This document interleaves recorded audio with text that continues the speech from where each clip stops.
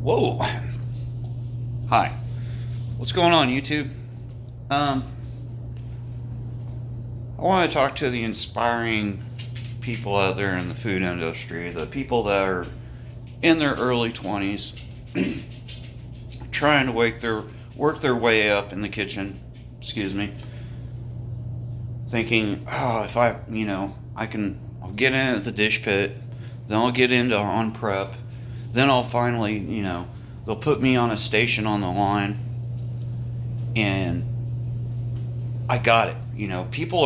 This was my mindset when I was in my 20s. People always need to eat. There'll always be a job in the restaurant industry. Okay, I'm 49 years old now.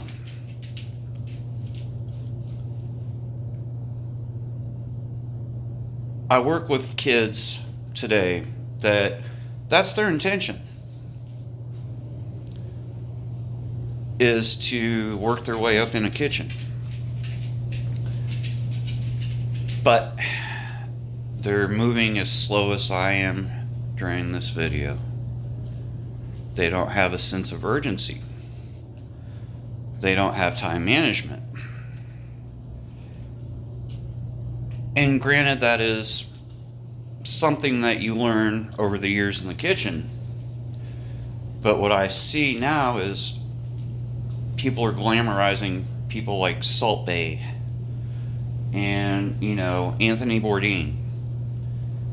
And I did Bourdain for a while. I was like, yeah, man, this guy got to travel. He got to go eat Asian street food. And that's what I want to do. I want to get over to Southeast Asia. I want to go sit down and with an uncle and smoke some Vietnamese tobacco and have some banh mi and some pho for under $5. But here's the thing. Everybody knows about it. Vietnam is not a secret anymore. So there's that. But to you guys that are like trying to get, here's the thing, you're never going to get to a place where you're like Gordon Ramsay. 90% of you won't. You'll have health problems. And some of it could be severe. I actually, a couple people really close to me know this about me. I could have gotten on permanent disability when I was about 23 years old. I have a kitchen injury. I have a 3-inch pin in my right wrist from a bone graft surgery that didn't go right. I was actually in a cast for almost a year, and then when everything was said and done, they said they wanted to fuse my wrist and help me get on disability, because that's what I do for a living. I work in kitchens. Well, that didn't go over too well with me at the time, so here I am, 49 years old, still working. The kitchen will grind you down. It will mentally kill you. It will cause you, even if you're not a drinker, to start drinking a lot. You will go and cry in a walk-in. I haven't ever done that personally. I did whippets in a walk-in once, but that's a whole nother story. 16 to 17 hours. I've done caterings when I worked for another company, 72 hours straight. Lebanese wedding, catering. I opened the Intrust Bank Arena here in Wichita, Kansas, underneath the first executive chef.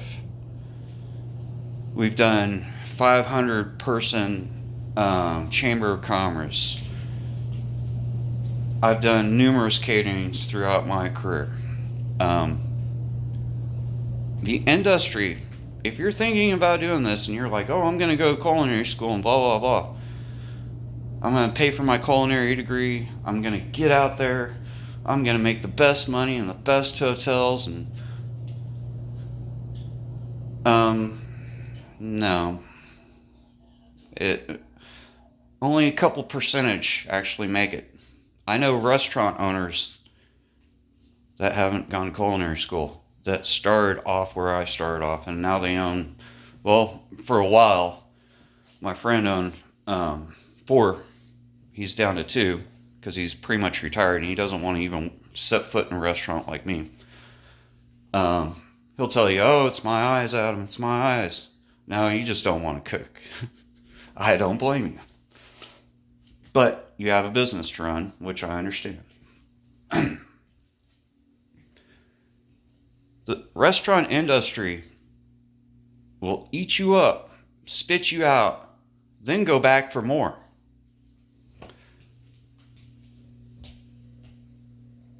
Think really hard, all you aspiring chefs, if this is what you really want for yourself.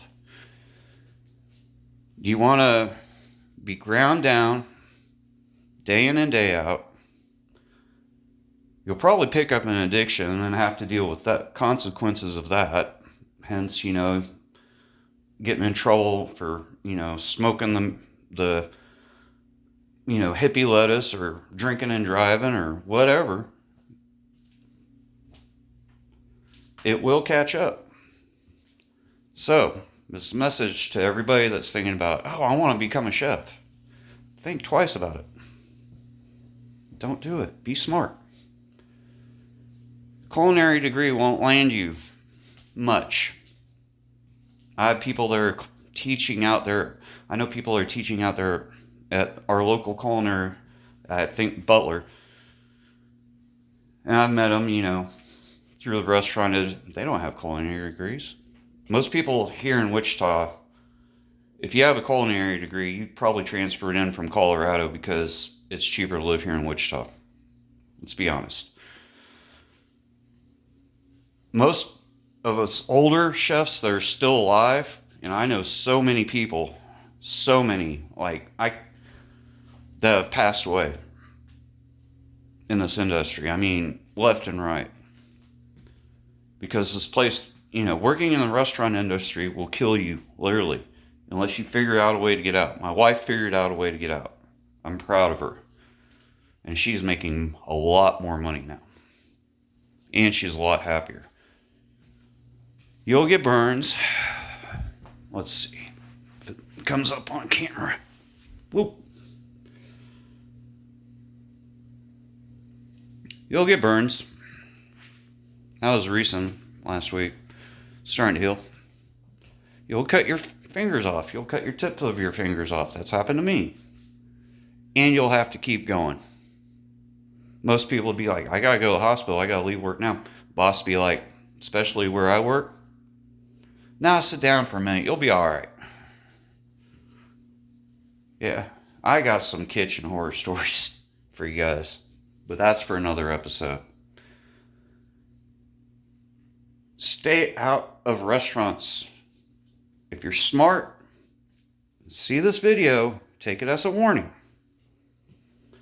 Think, oh, I'm stirring the dish pit, I'm going to work my way up to sous chef. That's a bad idea, bud. Bad idea. Why don't you go find you a job in retail or sales or something? Try that. Anyway, hope everybody's doing good. Hope everybody's safe out there. Make sure to be kind to each other. Like, subscribe, comment if you want to. I'll see you guys in the next one.